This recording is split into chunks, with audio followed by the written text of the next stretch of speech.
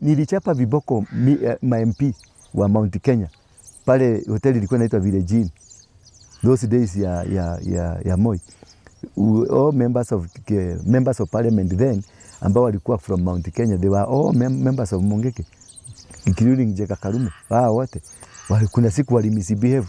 Mjamaa mmoja alipatiwa pesa ya kusaidia watu wale wamefukuzwa huko, manyumba zao zimechomwa, wakaenda wakagawana 4 million wakakula. Sisi tulikuwa summon, tukawaita mmoja kwa hoteli inaitwa Village Inn, tukachapa viboko. Ni member of parliament, akatoa nguo akanyoroswa vizuri 25 na wakaambiwa walete pesa, wakalete pesa.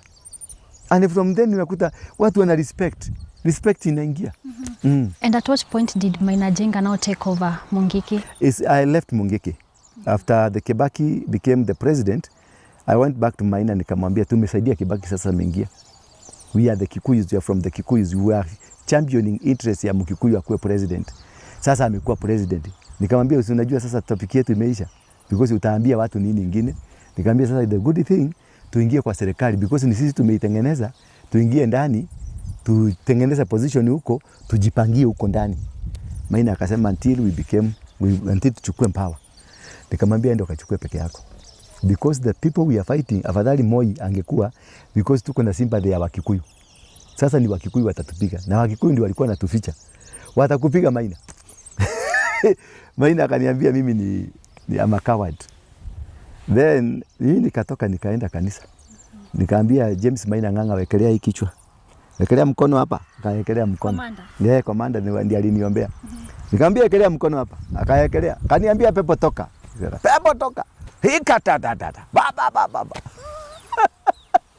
Pepo ikatoka ya Mungiki. Kaniambia tumbako toka. Nini toka? Then nikampatia hiyo kiwanja. Hiyo kiwanja yako hapo. Nikampeleka nikamwambia kiwanja ni yetu, because sinajua mimi nilikuwa mwenye mashamba. Kaambia kiwanja ni yetu, jenga kanisa hapa. Hapo saa hii akajenga kanisa, lakini sasa nikamuintroduce kwa wenyewe, akanegotiate wakanunua, but I don't know what is happening now. Nasikia wanamfukuza. From then I became a Christian. Nikaenda mafundisho theological, nikasoma college na nika advance pia my university level of education, kwa sababu nilikuwa nimewachia katikati. Sasa nika advance zikaendelea pamoja theology, na nikasoma kitu inaitwa theology, na nikasoma kitu inaitwa religion. Religion is completely different from theology. Theology is a doctrine, but religion is humanity. Whatever that you are doing, a complete divine, because sio elimu yetu, sio masomo yetu, sio plan zetu, sio ati tulikuwa clever than others. In fact, there were clever people that we had that were much clever than us. But the mystery in us ourselves, the leaders, not being able to understand what we are driving, was enough for anybody to fear us, because we never divulged who we are. So nobody knew who we are. Like in the story of Maina, we created a story with Maina that he had died. And he went, he met Moses, he met Kenyatta, he met Kimathi, he met those, and they sent him to come and help. This was a story that we created. And people believed it. And they believe until today. There are people who know Maina died. But this, and he died for 3 days. And it's me and Waithaka who created the story, because we needed to create fear. Because the organization was growing bigger and bigger, and it looked like we were not able to control. So we wanted to create a spiritual, that if you dare this, God will come and will hit you. So it is a myth that we created that made people to fear us. Members of Mungiki, all of them, they feared us completely, because they never understood who we are. And somebody died, went, spoke to God, spoke to Jesus, spoke to Musa, spoke to Kenyatta, and he's here with you now from heaven. Now unajua umekamata akili zote za watu. Now na mimi nikaingia now to the strategic planning and everything. Hiyo ya kushika mabarabara, hiyo ya kushika kila kitu. So to contain these people, we created a spiritual structure and a physical structure. The physical structure is to create them, to the hope that you told them there is hope here, you create it. While there is something to fear, and there is a north also to fear. Those are the 3 things, the 3 pillars that ambazo ziliweka Mungiki ikuwe strong, feared, and a mystery. people never, yani hatukuelewa, sisi wenyewe hatukujielewa, and even the people never understood us. And this is what made Mungiki to be so feared. Number two, the government decided to just fight us, to just kill us. And when the government decided to kill us, it's because they were relying on information from people. These people were saying that Mungiki are bad, especially that statement I told you about Kiheka Kimani and some politicians that were KANU stalwarts during the Moi day. And the only way you could go and extort money from Moi is to create a monster that will scare Moi. And then Moi will say, give you money to go and fight that monster. And this was done by politicians. And this is what now is being done now by Ruto and the people in the government, because this is a typical Moi. Whatever Ruto is doing is typical Moi. Now the government decided to brand us, like to brand kama criminals. They never wanted people to know the other side of us, because we also didn't want people. We were a secretive organization, so we didn't have that prior opportunity to have told people this is what we are. We remained a mystery. So the government of Moi then took the advantage of that mystery and used it to fight us. Were there politicians who used you as Yes, that's where I'm going. Okay. So that mystery, government planted police officers in Mungiki, the special branch in Mungiki, and the political stalwarts, they were planted in Mungiki. That's what we used to do. Now we controlled Kenya Power, we controlled inaitwa nini Kanjo, matatu tukachukua, bado namba ikaongezeka. Now we decided, what do we do? Let's go to town. When we came to town, with the hawkers tukaanza kazi ya hawkers, tukaanza kufukuzwa na Kanjo. When tumefukuzwa na Kanjo, we organized, we said now, we cannot go. We are not cowards. We are Mau sons and daughters. We cannot run away. So we decided to go to Tomboya Street. Tukasema the Monday, ndio ile pesa inaokotwa kule. Tulikuwa tuna save. Unapatiwa 500, tuna save 300. Now 300 is for revolving fund. Any new member will be given 10,000 to go and start a business. If you want to open a kiosk, we'll give you money. You open up a kiosk, we'll manage it, and you will be paying back every day 100 bob. Every day you have to pay 100 bob. So we increased the revenues. And these revenues, that is what we use now to give every new member that was joining us would be given 20,000 or 10,000, depending on where and what you're about to do. The maximum was 20, the minimum was 10, but guided. Then we gave all the young people that we came in money to start hawking. The one who do the electronics, the one who do clothing, the one who do sufurias, all things that happens in the city. Now the Kanjo came and started fighting these young people. They thought these are the ordinary people that they are used to fight. Kumbe they didn't know this is an organization. So that is where we had that rungu. There's a rungu we call Madiokole, the Maasai rungu. We used to call it Madiokole. Now I told every member to acquire one. And now we are going to the city to capture the city. At the city, the Kanjo came and we gave them a thorough beating, because they thought they are coming to fight 2 men, 2, 5, 10 people, an organized thing. We dealt with the Kanjo nicely. Tuliwachapa vizuri, then we locked them in Dandora. All the Kanjo askaris, we took them in. In Dandora, we could hire the whole building and make it a prison. So anybody who was running against us or a member who was misbehaving, we'll keep them there as prison. We had our prison department. So all the askari wa Kanjo, we prisoned them in Dandora for 1 week. And we recruited them to become Mungiki members. That is how we took over Nairobi. So after taking the Barabaras, Kirinyaga Road, River Road, all those roads, we took them. The Waindis raised money and took the money to President Moi so that yakuja tufukuze. They took about 50 million or 100 million to Moi. These young people to be chased away. Then we know somebody hinted on us what they did. So he decided no Muindi will operate from Nairobi anymore. We started chasing them from their shops. And we chased them from Moi Avenue, Tomboya, all over, by getting into their shops, either robbing them, locking the gates where they are entering, employment, which the government has been unable to create. Yes, you may say it is illegal, but was it an employment? Were they earning? Were they eating? Yeah? Were they dressing?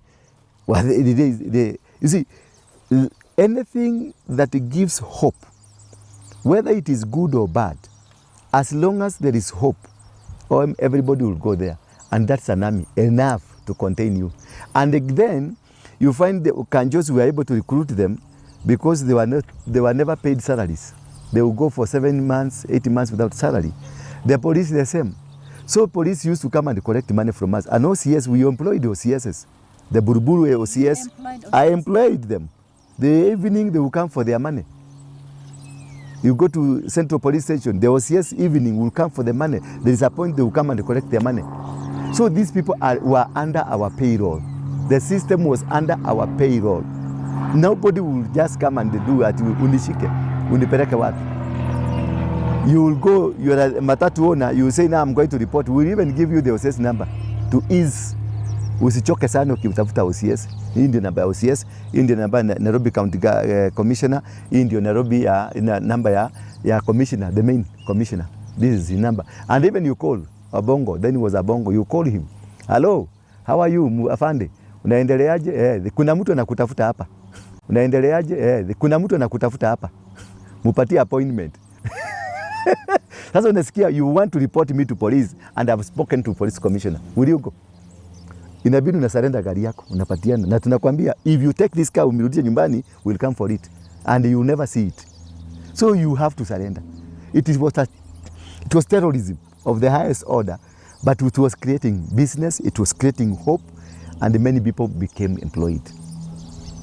That is a justification for you, I know, because you are a good Christian, you will say, hiyo ni baya. Na huyu anatuangalia hapa, atasema, this is a criminal. Yes, it is criminal.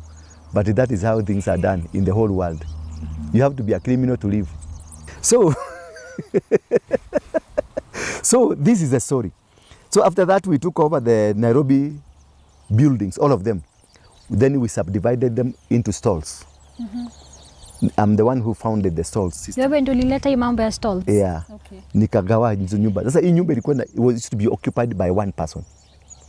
A Muhidi, one person, occupying a building like this one. Then we have 100 people outside there. They don't know how to do the business. So we will remove these Muhindis because these Muhindis were involved in manufacturing and also being involved in retailing. Retail, yeah. So we stopped them. We asked them to go to Industrial, do the manufacturing, we do the retail. But the whole thing is that after we did Nairobi, we have captured Nairobi, we have taken over kila kitu, we resorted now, where else? We went to Dandora in Molem area, in Umoja 3 area. That was a land that was not occupied. In Nasra, Ukokwete, that was free land. Then we went to look at who is the owner of this land. How can we have a vast land in Nairobi, nobody is occupying? Is that legal? To have a vast land of hapa shamba ni kubwa na hakuna mtu ana occupy na kuna watu wamekosa mahali pa kulala. Nikaonelea sasa tutengeneze hivi. Let us subdivide this land into plots. Then we sell these plots so that the land can be occupied, so that this land can become productive and help the economy of this nation. So we went down there, we took our surveyors, because Mungiki member had surveyors, had lawyers. We went and cut the land. We sold it. I used to give a certificate. The title deed was in my name. The certificate was my name. Sindora Waroinge, siginde cha pale chini, unapata shamba. You give 20,000, 30,000, 40,000, depending which area. And that is why we are able to subdivide that land mpaka Njiro. Na watu wakakaa mpaka huko kwa Kirima. This is tulikatakata. Then people are now residents of Nairobi. They are happy owners of houses in Nairobi. Am I making sense? Yes, and all this money collected, ilikuwa inaenda wapi? Money was collected, then we will redistribute back to the new converts. We empowered every member that became a member of Mungiki. The condition was you must be empowered. We don't allow idling. We have to stop you from the criminal activity, stealing. If you are a robber, you have to stop robbing. If whatever you are doing that is not according to our culture, because a young man was not supposed to to have a vast land of, hapa shamba ni kubwa na hakuna mtu ana occupy na kuna watu wamekosa mahali pa kulala. Nikaonelea sasa tutengeneze hivi, let us subdivide this land into plots, then we sell these plots so that the land can be occupied, so that this land can become productive and help the economy of this nation. So we went down there, we took our surveyors, because Mungiki member had surveyors, had lawyers. We went and cut the land. We sold it. I used to give a certificate, the title deed was in my name. The certificate was my name. Sindora waro ingi, siginde cha pale chini, unapata shamba. You give 20,000, 30,000, 40,000, depending which area. And that is why we are able to subdivide that land mpaka Njiro. Na watu wakakaa mpaka huko kwa Kirima. This is tulikatakata. Then people are now residents of Nairobi. They are happy owners of houses in Nairobi. Money was collected, then we will redistribute back to the new converts. We empowered every member that became a member of Mungiki. The condition was you must be empowered. We don't allow idling. We have to stop you from the criminal activity, stealing. If you are a robber, you have to stop robbing.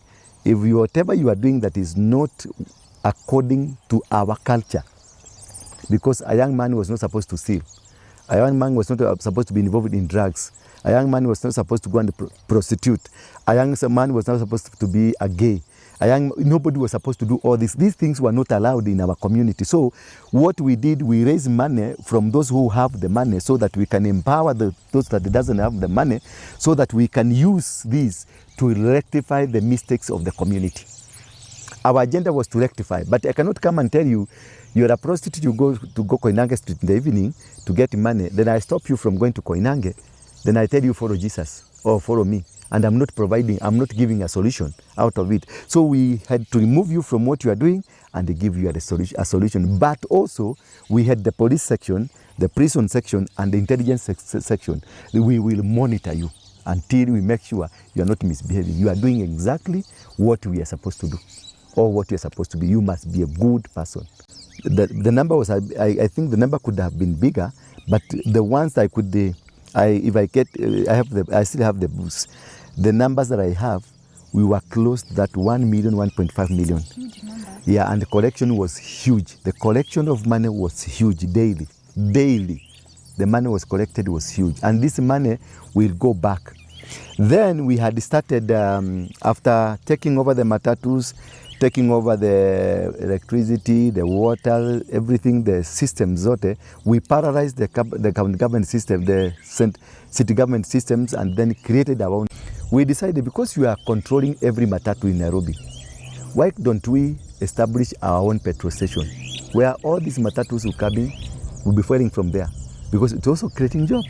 We agreed. I went to speak to some tycoons that were walikuwa naleta mafuta, and we agreed that we raise a capital of 100 million shilling, which was a 1-week operation, so that they can be supplying mafuta. And then we build a petrol station in Dandora, a petrol station in Kayole, a petrol station in Kariobangi, where all these vehicles, including the private vehicles, because we will not allow you to go and fuel somewhere else, na tuko na mafuta, na hautaki kununua, na unakaa kwa area yetu, si unapata kichapo kidogo, ndio ukae na discipline. So we decided that, and that's now when I touched the wrong buttons. That's the time they started arresting me. Okay. And again, we were to open up an insurance company. We got somebody from insurance. This is now almost one of the top leaders in Britain. Tukaenda nikamuexplainia what to do, what you want to do. Akaniambia it's a bright idea. Kumbe I was telling somebody who was so dangerous to my life.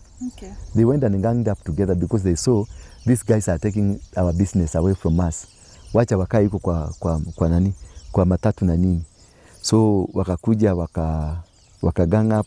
I was summoned by the CID. Nikaenda kwa CID. They started interrogating us. Then they branded me that I'm raising money to overthrow the government. And the Moi was told that I want to overthrow the government. So Moi was completely scared. And he ordered us to be arrested or to be killed. And this organization to be destroyed completely.